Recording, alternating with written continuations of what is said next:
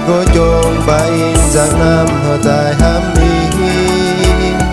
làm tê đắc mà con bờ ngay nhốn than lưng rõ tê đi và phang lên tôm ta rong nhốn than lưng lo Ingo bo si mu ma chang Giêsu Christ Igo way hờ dài ham bu mà lùi cơ ý đấng đã rin bờ nhau câu chân in lối cơ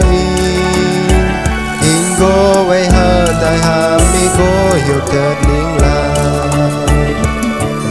nà đã câu Ingo lối chính chờ giang Giêsu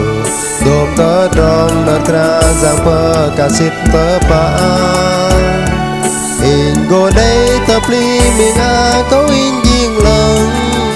rõ Ingo hờ đi bờ để cơ cả giang Giêsu Ingo boho si mu mặt giang Giêsu Christ Ingo way hờ dài ham bu mà lùi cơ đấng đã rin bờ nhau câu chân in lối cơ Ingo way hờ dài ham Igo hiểu chợt liên lạc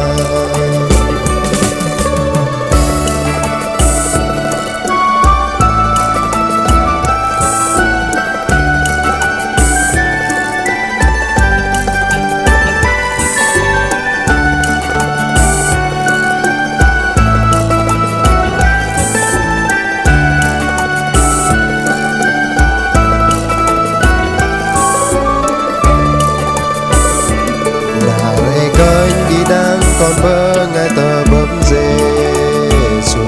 đi và xe tờ lang đi đang con bơ ngay nhôn đi và đây dọc bơ ngay bu má lùi cơ ý đen đi và phang bơ ngay bu cơ lùi cơ ý Ingo bo si mu mặt giang Giêsu